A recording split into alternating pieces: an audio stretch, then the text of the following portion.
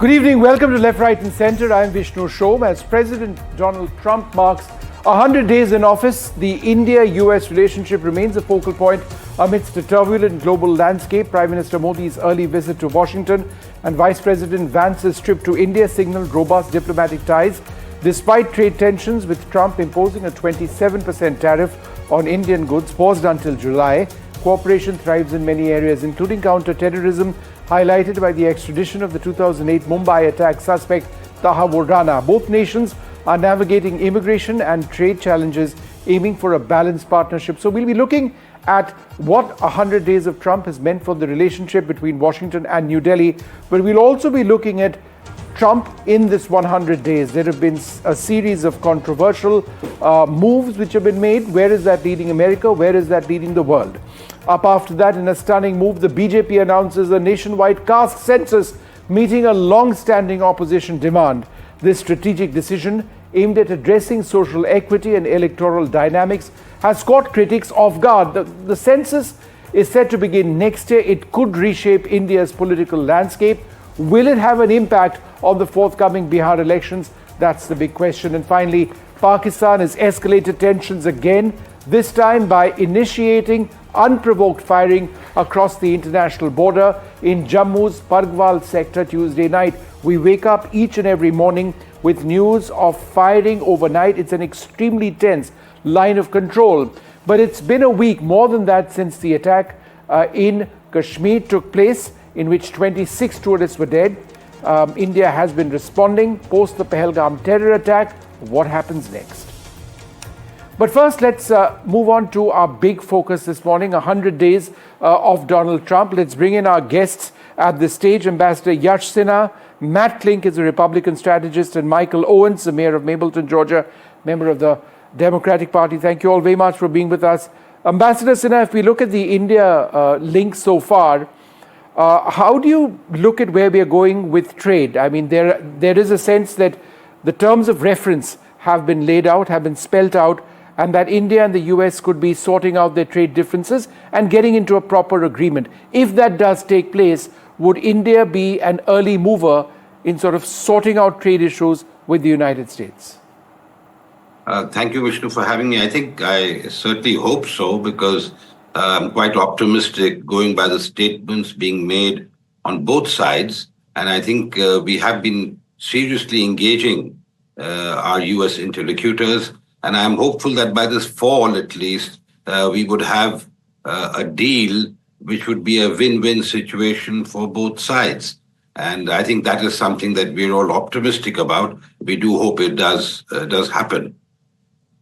Matt Klink, America and India have a very close relationship. We've seen Prime Minister Modi being one of the first to actually get into the United States. How much of that relationship is driven by the chemistry between Trump and Modi? I ask this because there are some fairly serious differences, for example, on immigration issues facing Indian nationals, on education, on trade, tariffs, etc.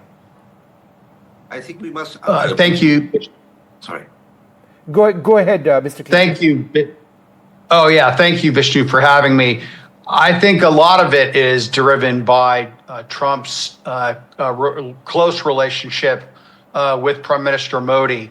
And I think, look, there's a realization in America that as China is increasingly more viewed as an adversary, that the relationship with India is going to take on greater and greater importance. That's why I think that the Trump administration and the Indian government are working so hard to cement a more fair bilateral trade deal.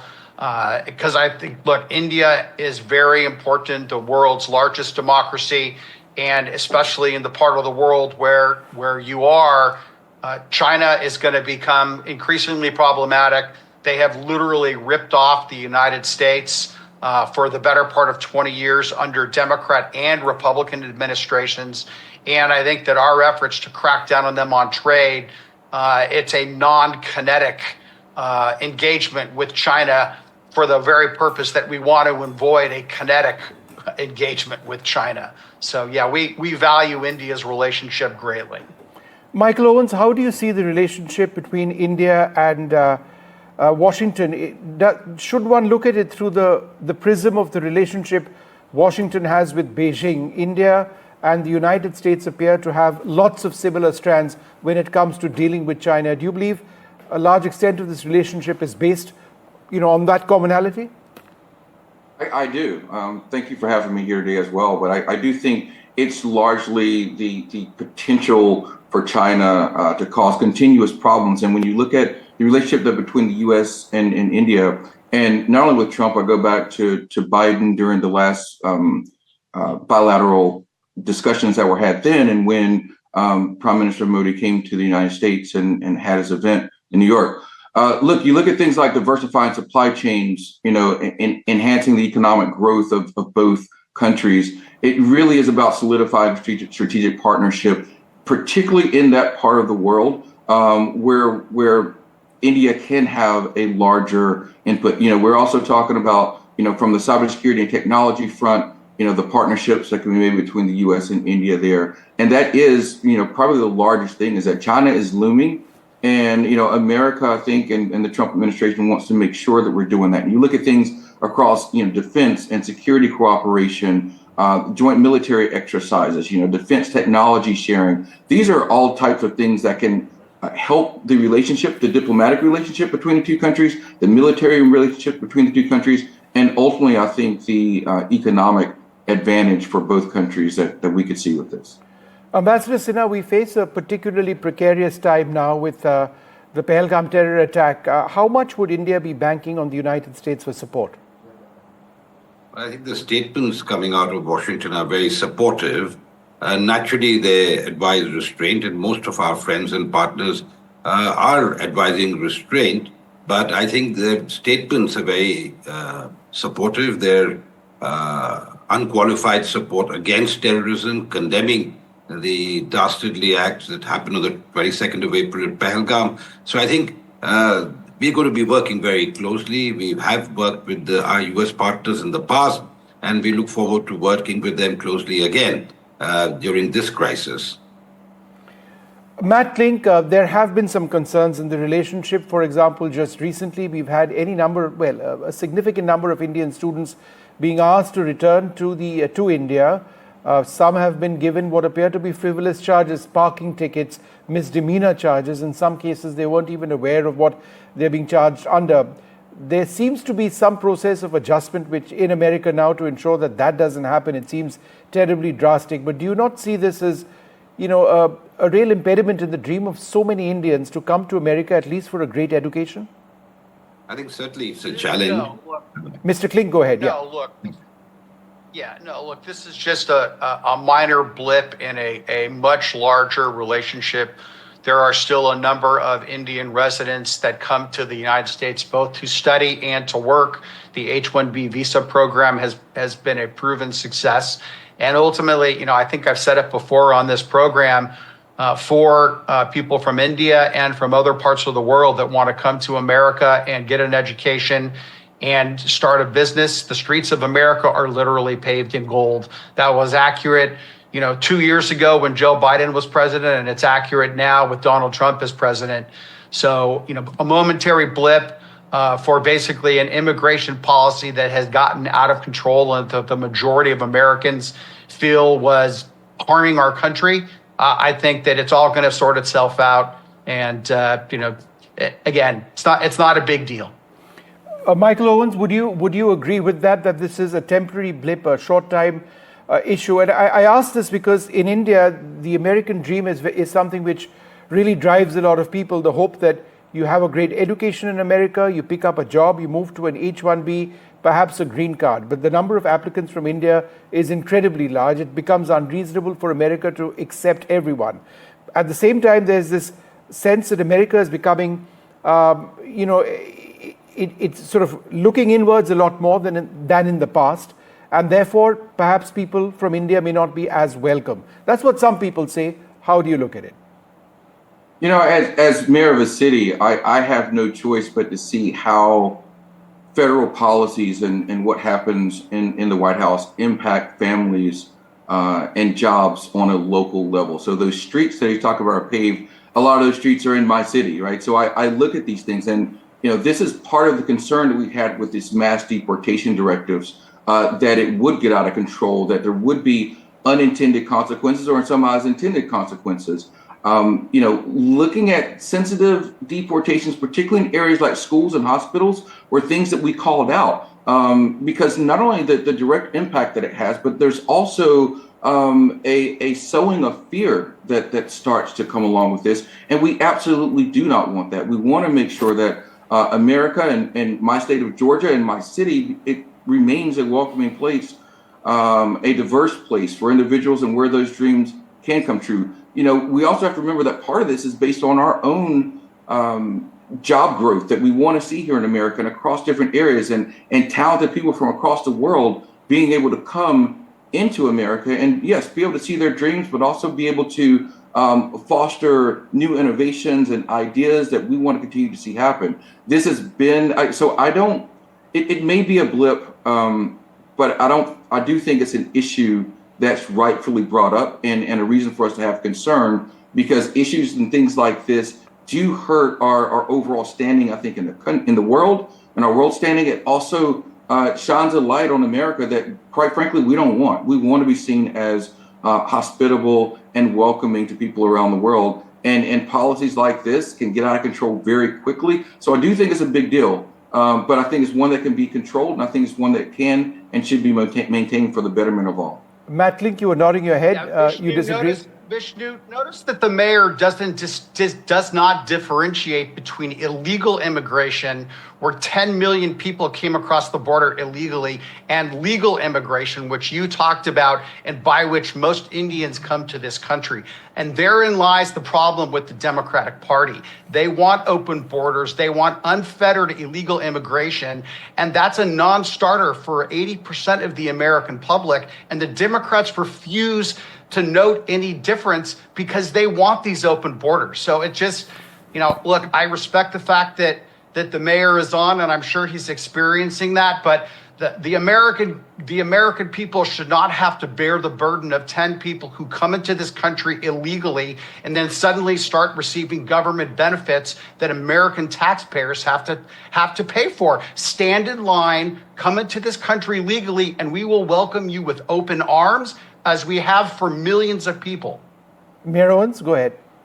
Yeah, that's simply rhetoric, right? I mean, the idea that Democrats want open borders and unfettered access absolutely is not true. By and large, we stand to ensure that there's border controls in place. And, I work particularly in cybersecurity and national security. So I understand these issues. And as Democrats across the board, I think we do want to make sure we have border control. Look, President Obama and President Biden put people on planes and sent them back to countries. We're acting like there was no deportation under previous administrations, Democratic administrations. They absolutely were. What we're talking about something is completely different. We're talking about how America presents itself on the global stage. And when we do have people in this country, how are they treated? Quite frankly, there's a level of human expectancy that we have with people about dignity and trust. Where, we don't want to see people thrown away in cages and locked away. And that, I don't want to go into hyperbole. No, that's the fact of the matter is that when we want to make sure America becomes a welcoming place, I agree with stronger policies at the border.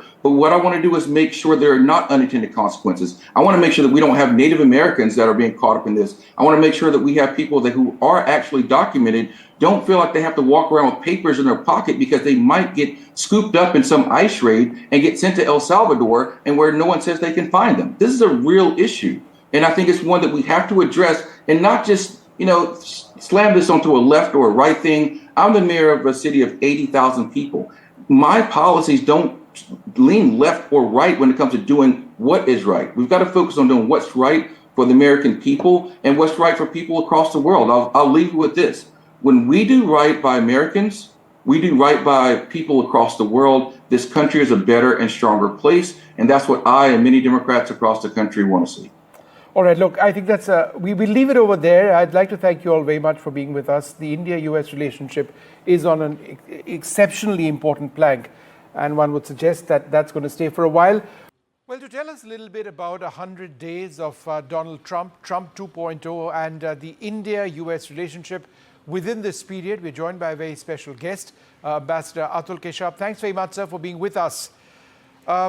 If we talk about the first 100 days, I suppose one of the dominant themes would be trade tensions.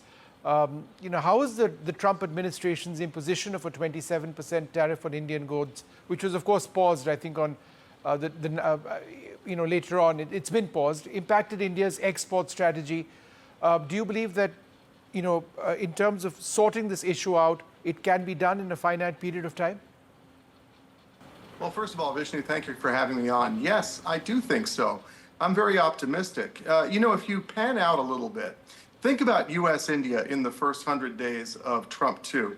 We have already had a visit by the Prime Minister of India to Washington.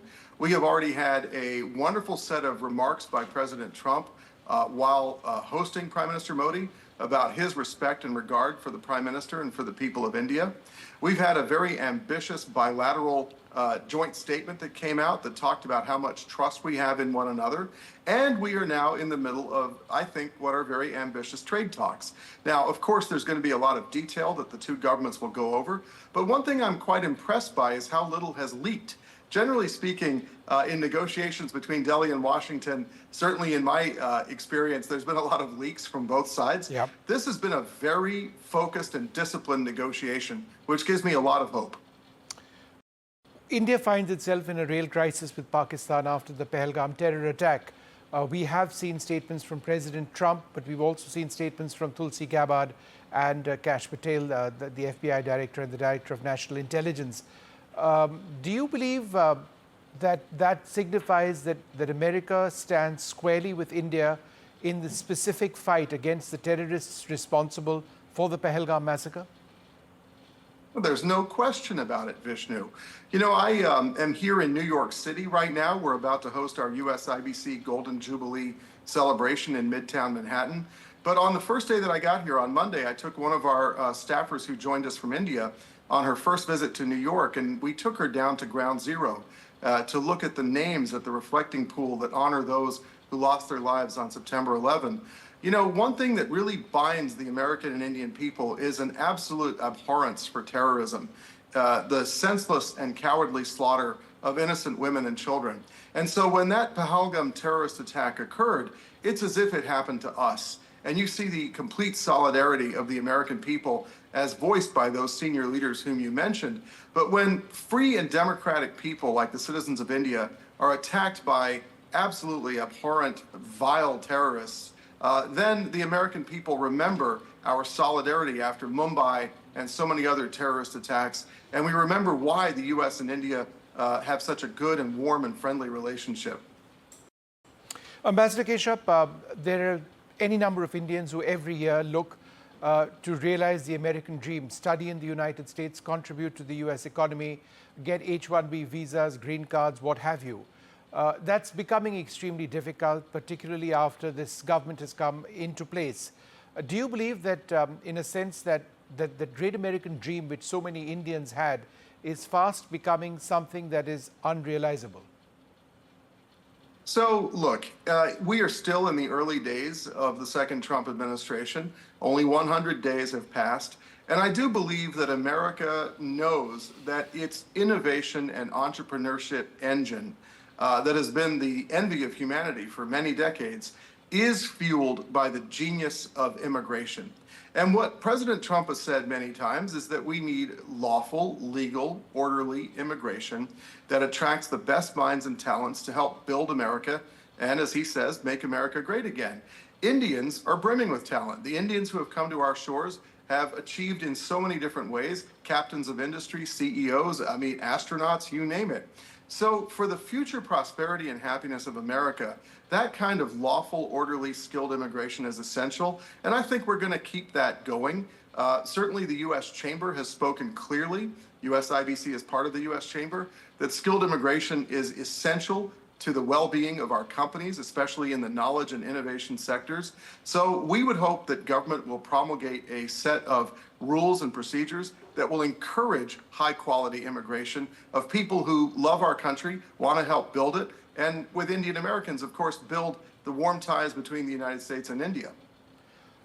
Do you believe that a reasonable number of Indian students being sent back on what appear to be fairly frivolous charges, parking tickets. In some cases, students saying that they didn't really have an idea why they're being sent back. Do you think that's something that could have been avoided? So I don't know the details of the cases. And in many of these cases, we've only heard from the impacted individual themselves and not from the government about what the government may have. I spent enough time in government to know that when these stories come out, sometimes it's only part of the story and not the complete story. Look, we haven't seen tens of thousands of Indian students receive these notices. It's been a few hundred or less, and it has seemingly been rooted in some kind of cross-checking about some individual behavior that may have happened. The stories are continuing. I certainly understand the angst that people may feel in India. But I think what's clear is if you're an immigrant who stays here based on the terms of the interview, or a non-immigrant for student activities, and you stay within the terms of your visa conditions, and you stay out of trouble with the law, chances are you're going to have a perfectly fine stay in the United States. I've been walking around these streets in New York City. You find people from all over the world, and we welcome those Indian students. They're very important to the future happiness of America and India. The terms of reference of the trade talks between India and the United States appear to have been sorted out. Again, do you believe that with that out of the way, we can achieve real progress as far as getting trade agreements in place? Well, Vishnu, I saw the news reports about the terms of reference, and I saw Secretary Besant's remarks that India may be first off the marks with a trade agreement. This is why I'm optimistic. You know, the president and the prime minister have a privileged relationship. They respect one another. India and the United States are bound together in so many different ways. Look at the joint statement where we talked about trust. Look at the shared supply chain challenges that we face in pharmaceuticals, in defense, in semiconductors, in artificial intelligence. There is so much that binds us to one another, that necessitates that we be ambitious about a trade agreement. I like the fact that both governments are articulating something US IBC has been saying for years, that we need to be impatient to get to 500 billion. And what we want to do on behalf of our member companies is not only see that trade agreement finalized as soon as possible, but then get to work on the unglamorous work of securing our supply chains for the peace and happiness and prosperity of our people. So can it happen? Sure, I think the conditions are very good. Will it happen? I surely pray so. And I think both governments are working with great diligence. This is probably the best chance we've had in decades for a meaningful US-India trade agreement. And I am hollering for the sidelines for these guys, take your parlance, either to hit a six or score a touchdown. Either way, it's 6 points on the board. And then we start the hard work of really weaving our supply chains together.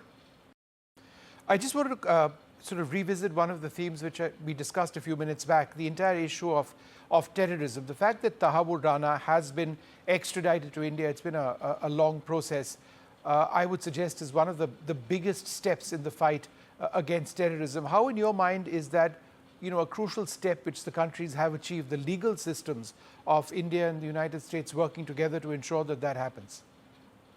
Well, it shows the degree of trust that we have. You mentioned Tulsi Gabbard and Kash Patel and the president, Marco Rubio and others making statements in solidarity of India.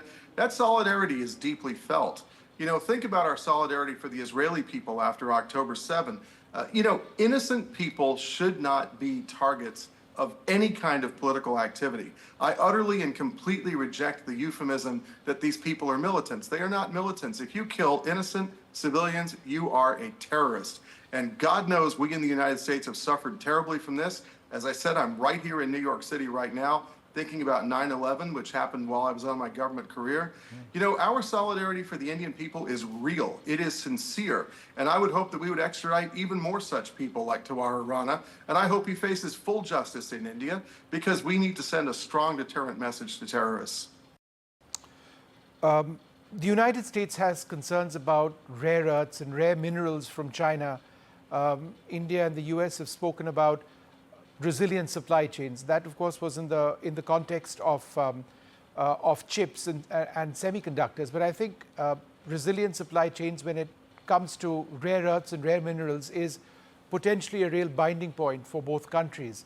Do you believe that that is an area both countries can sort of work together on? Because that's directly linked to AI that's directly linked to the defense trade between both countries and other areas as well? Vishnu, I don't just think that it's a possibility. I think it's an urgent necessity. The US and India already have begun some useful talks about critical mineral supply chains. And as you said, they have multiple applicabilities in very sensitive areas, including even on pharmaceuticals with advanced pharmaceutical precursors. You mentioned semiconductors, defense, batteries, energy. There's 1,000 different applications. It's not that there's a lack of these critical minerals around the world in friendly and strategically trusted geographies. It's that we haven't built the capability. So beyond the trade agreement, whatever the terms are finally sorted out, I want the US and India to come up with a very clear framework by which Indian companies and American companies feel like they have a green light and a blessing from both countries and governments to cross-invest in each other's countries and invest together in third countries like Chile and other places where you find an abundance of these minerals so that we can strengthen our supply chain and ensure that it is resilient. This is also a good initiative for the Quad. The Quad countries could also be brought into this effort and other like-mindeds as well. So we at USIBC already have working groups that are engaged in studying this. We've hosted government officials from both sides. We want to see a clear framework that weaves us together even more and gives investors a very clear signal of what is permissible and encouraged by both governments. And a final question, how much is all of this driven by the personal equation between the Prime Minister and the President? Well, that is actually a very important factor. If you look at, and I was thinking about this before this interview, if you look all around the world, there's probably only a half dozen leaders on the entire planet with whom President Trump has that level of trust and respect. And at the top of that pile really is Prime Minister Modi. He is respected by the American people. He's respected by President Trump. He's been a very steady-handed leader of his people for many years now. India's economic growth is a reflection of that vision. And so I think India has an ace card in its hand. That ace card in that relationship is also backed up by an enormous people-to-people friendship that is growing by leaps and bounds. It's backed up as well by a business and investment relationship that is growing. I said this is our golden jubilee year. Yeah. We're celebrating how much has been achieved. And then, of course, I think there is the fact that we are the two largest democracies on earth. We face the same challenges in the Indo-Pacific, in the Middle East, frankly, challenges against terrorism. We are kindred souls between America and India. There's a lot of good nominees that President Trump has put forward to handle the India file, people like Ricky Gill, Paul Kapoor, Bridge Colby. These are serious professionals. I think it reflects the fact that in Washington, India is viewed as a serious country. And a lot of that is a reflection of the leadership of India and Prime Minister Modi. All right, Ambassador Keshav, always wonderful speaking to you. Thank you very much for joining us. Thank you, Vishnu. Always a pleasure.